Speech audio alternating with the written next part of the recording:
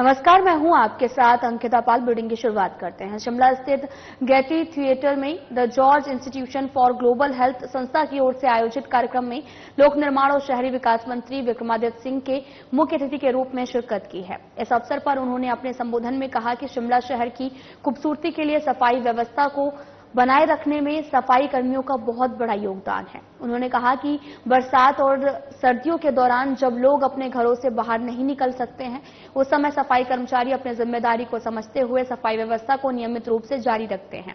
इसलिए मंत्री होने के नाते ये जिम्मेदारी बनती है कि उनकी मांगों और समस्याओं का निपटारा शीघ्र किया जाए। इसी को ध्यान में रखते हुए सफाई कर्मचारी यूनियन के साथ में शीघ्र ही एक बैठक आयोजित की जाएगी और चर्चा का सकारात्मक निर्णय भी लिया जाएगा।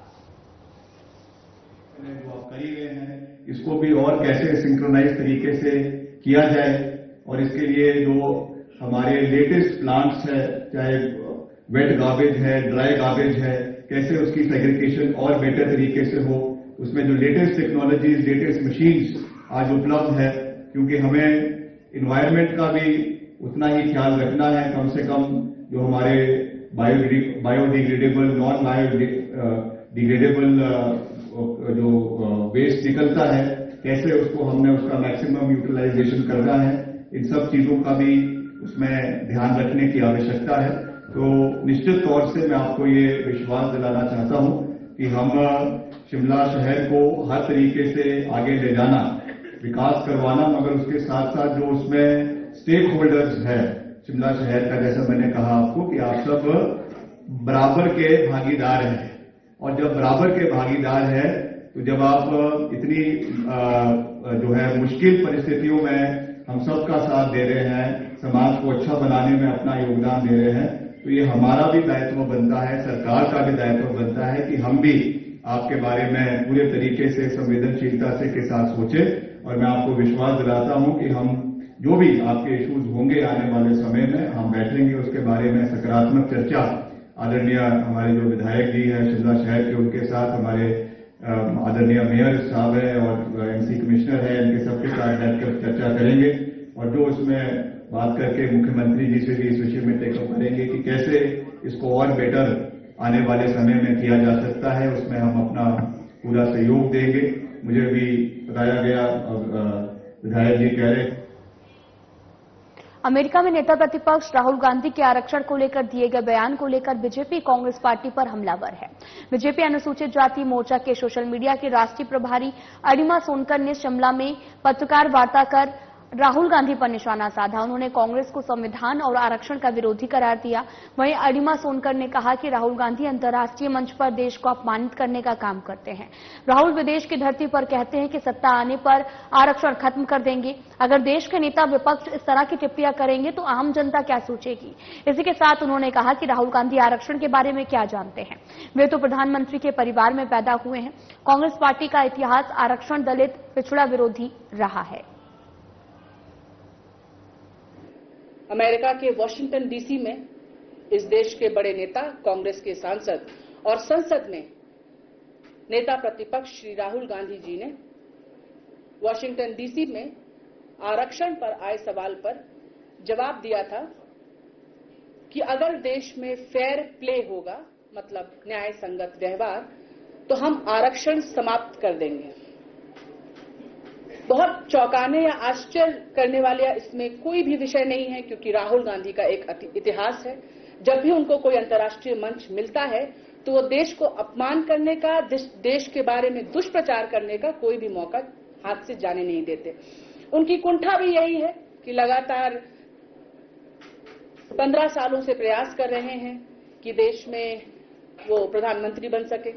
पिछले 10 सालों से भारतीय जनता पार्टी सत्ता में है और आप सभी के आशीर्वाद से तीसरी बार भी पुनः यशस्वी प्रधानमंत्री श्री नरेंद्र मोदी जी को प्रधानमंत्री पद सौंपा गया है, क्योंकि इस देश को उन पर विश्वास है, उन पर नाज है। तो जब राहुल गांधी अमेरिका में बैठ के या विदेश धरती पर बैठकर ये बात बोलते हैं कि वह देश में उनकी सत्ता आने पर आरक्षण खत्म कर देंगे, तो इसके कई अर्थ निकलते हैं।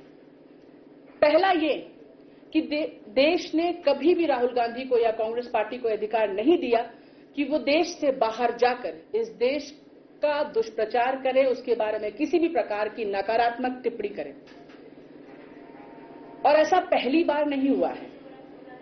हम भारतीय जनता पार्टी अपने आप को देशभक्त कहते हैं क्योंकि हमारे किसी नेता कार्यकर्ता ने कभी भी देश के अपमान के लिए कोई शब्द भी नहीं कहा।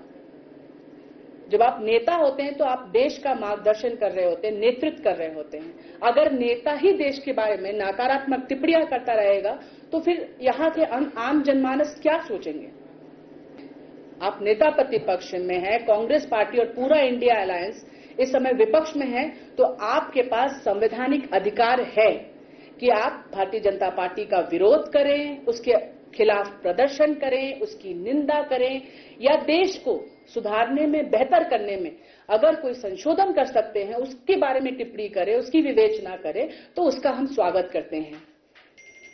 और यही एक राष्ट्रभक्त को करना भी चाहिए, और ये हम देश के अंदर बैठ के कर सकते हैं। लेकिन जब भी किसी अंतर्राष्ट्रीय मंच पे अवसर मिले तो वहां पर देश के बारे में नेगेटिव कोई भी बात करने का अधिकार इस देश ने नहीं किया, और सवाल देश को पूछना चाहिए।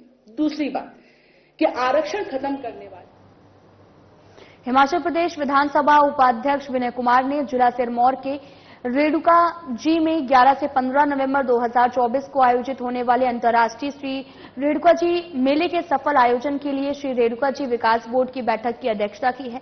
बैठक में विधानसभा उपाध्यक्ष ने कहा कि श्री रेणुका जी अंतर्राष्ट्रीय मेला है जो हिमाचल प्रदेश की नहीं अपितु हमारे राज्य के साथ लगते अन्य राज्यों की धार्मिक आस्था का प्रतीक है। उन्होंने कहा कि मेले में महत्वता को देखते हुए इसके सफल आयोजन का दायित्व मेला समिति के सरकारी और गैर सरकारी सदस्यों का है, और हर साल की भांति इस साल भी मेले को सफल बनाया जाएगा। बैठक में उपाध्यक्ष ने मेले के दौरान स्वच्छता पर विशेष ध्यान रखने के लिए कहा ताकि क्षेत्र में पवित्रता और किसी प्रकार की असुविधा न हो। चल रहा है, उसके गतिविधियां जो चल रही है उसमें अपना रुचि दिखाएं, और जो भी जितने हमारे पास सुझाव आए हैं, चाहे डिपार्टमेंट की ओर से आए हैं, चाहे नॉन ऑफिशियल मेंबर्स की ओर से आए हैं, उन पर हम गौर करेंगे। और आशा करते हैं कि जो इस वर्ष हमारा अंतर्राष्ट्रीय रेणुका जी मेला है वो बड़े हर वर्ष की भांति बड़े धूमधाम से मनाया जाए। इस वर्ष भी ओपनिंग के लिए माननीय मुख्यमंत्री डॉक्टर सुखविंदर सिंह सुक्खू जी आएंगे, और पिछली वर्ष वो नहीं आ पाए थे तो इस वर्ष वो आएंगे, और क्लोजिंग के लिए गवर्नर साहब को मुझे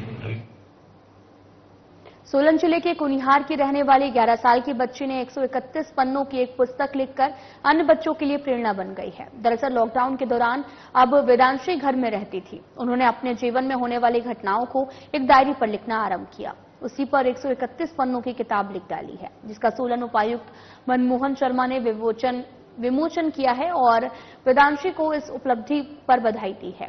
उपायुक्त ने कहा कि मोबाइल की इस दुनिया में बच्चे लेखन के कार्य से दूर भागते हैं, लेकिन इस बच्ची ने एक बड़ा काम किया है। ये किताब अंग्रेजी में लिखी गई है।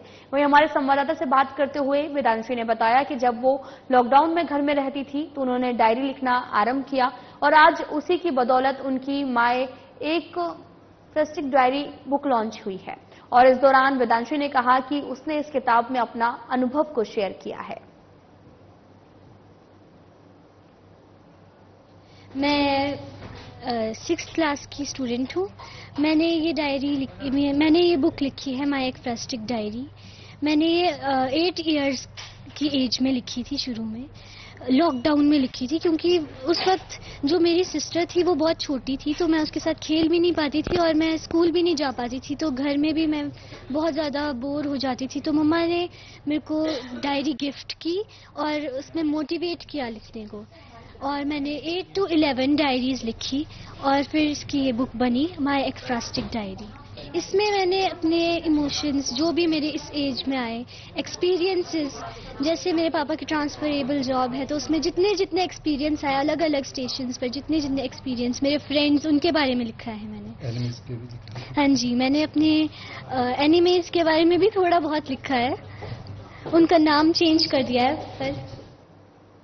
धर्मशाला जिला मुख्यालय में शनिवार के दिन धर्मशाला बस अड्डे के पास एक बड़ा सड़क हादसा होने से टल गया है, जब एक पीआरटीसी की बस अनियंत्रित होकर एक स्कूल बस और एक सड़क किनारे खड़ी कार से जाकर टकरा गई। इस हादसे में गनीमत ये रही कि स्कूल बस बच्चों को लाने के लिए जा रही थी। अगर स्कूल के बच्चे इस बस में सवार होते तो एक बड़ा हादसा हो सकता था। इस सड़क दुर्घटना में स्कूल बस के ड्राइवर को चोटें लगी हैं।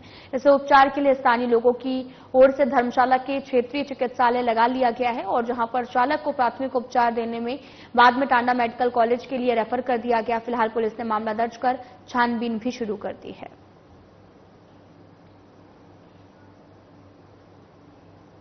पुलिस थाना धर्मशाला के अंतर्गत आज सुबह जो है वो पंजाब रोडवेज की एक बस वो एक स्कूल बस से टकरा गई थी, जो कि स्थानीय हमारे यहाँ प्राइवेट स्कूल है।